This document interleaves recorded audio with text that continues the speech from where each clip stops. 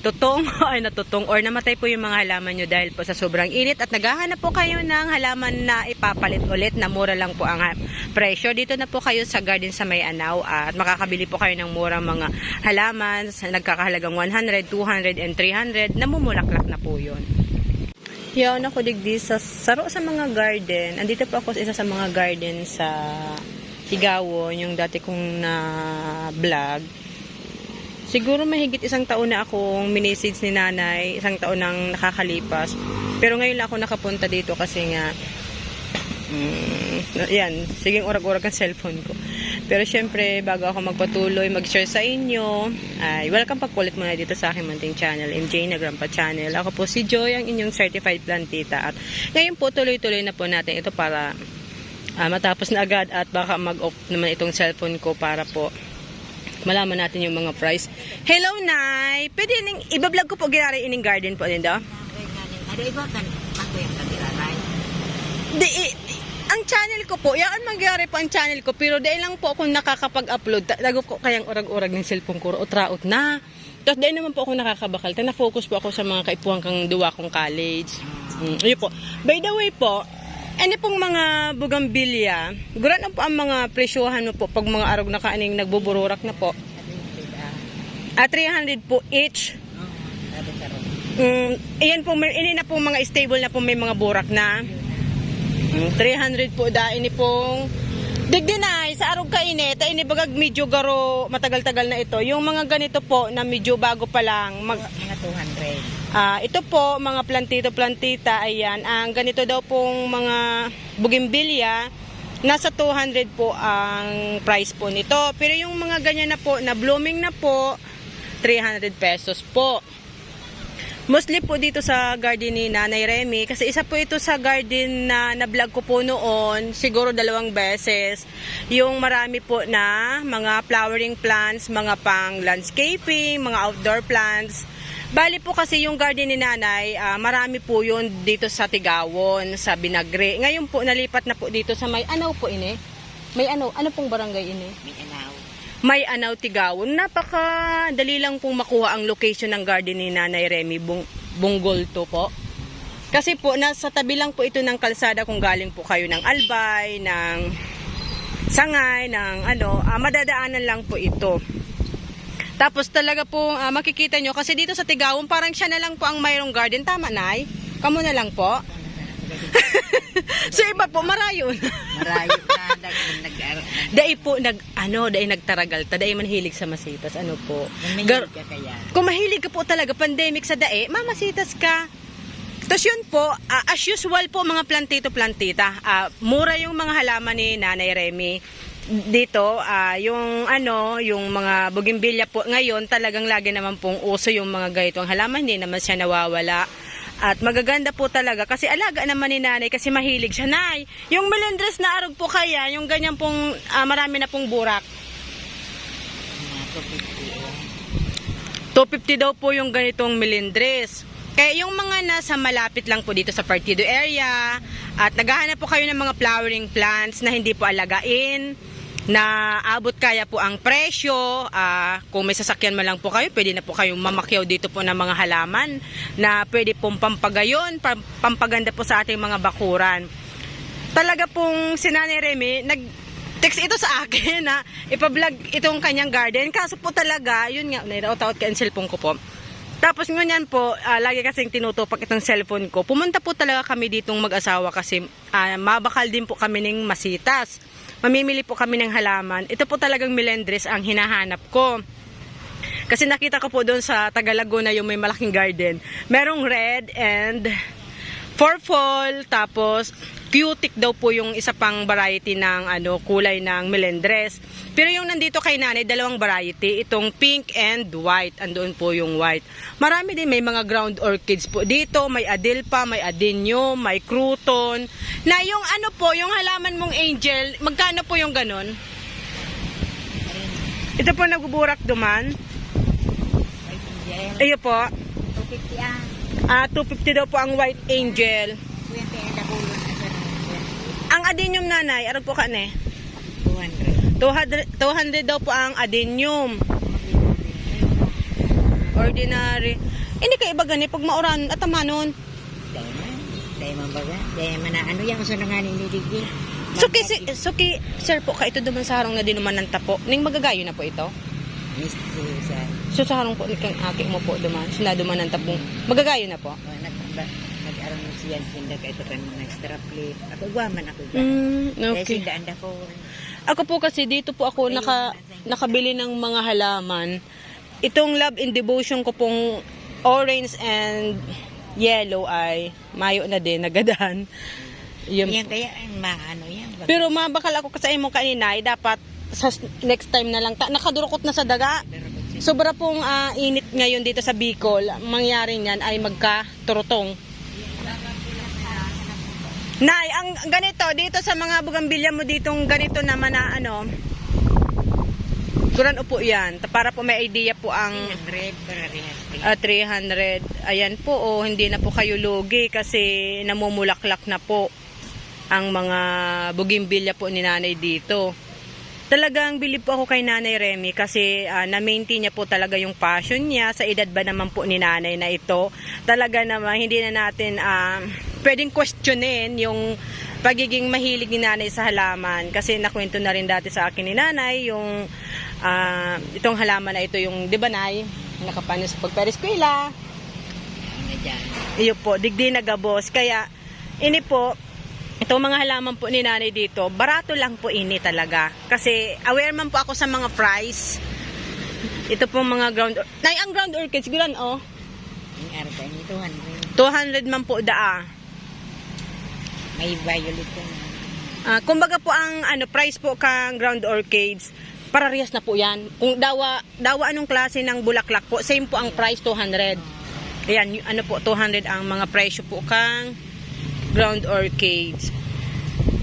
Tapos ang bougainvillea po ayan may 200, may 300. Araw ko kainay nag-aral nakaturutong nagkagaradan. Sa isa mo. Iyo po. Maranganin ka na. Sobra kayang init na ikang panahon di sa tunay. Lala kang init.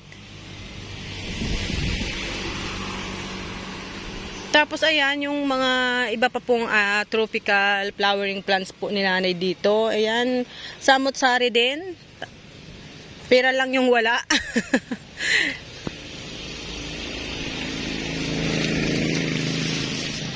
Pero nay, ang bakalong ko nay, adenium.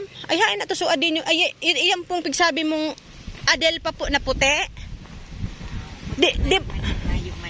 Di ba na igwa kanina yung puti, may yellow, may pink? Puti siya na sa pink na iling ko ka. Pero ini po, puti po ne? Puti yan. Puti maano daw po kaining saro.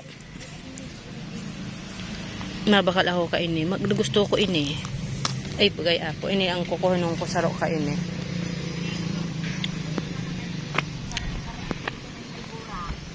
Ano pa? Aram ini katong kanonong na ito. Ay, yung magayon po ano. Gabos man na masitas, magayunon. Ayan po, mga adenium pong mga halaman. May rare, may common. As usual po, available po yan dito sa garden ni Nanay Remy Bunggulto. Dito po sa May Anaw, Tigawon, Camarines Sur. Sa kabarato lang po ang mga masitas. Dito po pati sa Tigawon. Si Nanay Remy na lang po ang nakikita ko pong mayroong garden sa parte ng Goa. Nay, mayo na ko nahiling. Ay, iga pa rin sa Nay, Kay Ma'am Shirley Casasis. Duman sa may tulay, iuga pa lang sa Goa. Nalinguan ko lang si pangarang kang garden. Diba, kuya, tiyagaan man baga kaya pag Iyo po, tiyaga po talaga.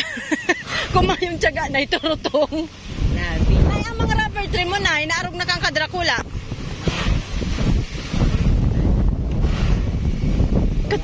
Kadrakula na. Ito kadrakula na. Kadrakula na ta paano ka? Ano po? So common po yan. Burgundy ba yun? Ano po yan? So rare po. Common an. Bako ang common? Kadakula na. Ay.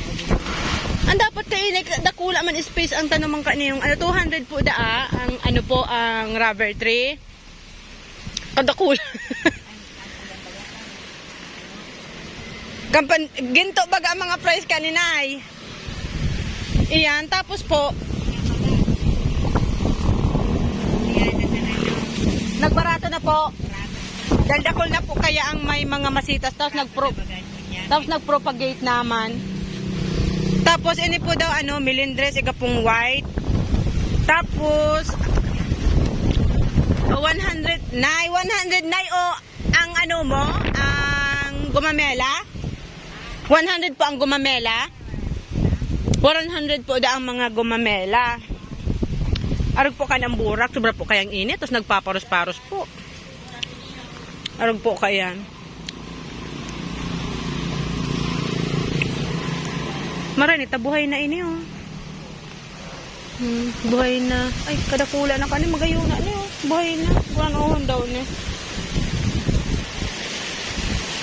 Tapos may mga bamboo din. Talagang resa mo man talagang naapektaran ka sobrang init. Nay, ang arog po kaning palmira. Ang arog kaning palmira. 250 daw po ang ganito pong po, champagne. Ayun po, champagne palm. 250 po 250 po daa.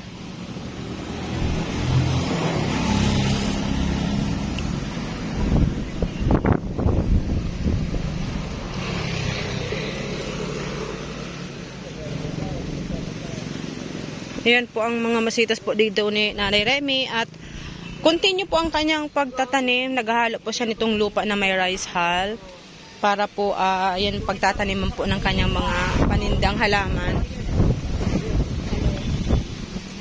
Ito ayan yung kanyang milindres na white. Ayan po, magayunan ang burak. Ayan po ang kay nanay. Ayan, paano ko na lang po. Nanay Remy RG's Garden, Remedios B. Bonggol 2. Ayan po ang kanyang contact number.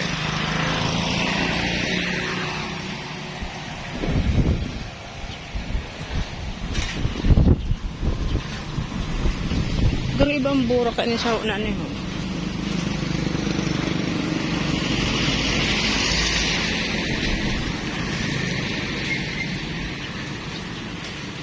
Kadakol po, marami po kayong pwede pong mahanap ng mga halaman dito kung kayo po ay nag-iisip na magtanim ulit. Palitan yung mga natutong na masitas.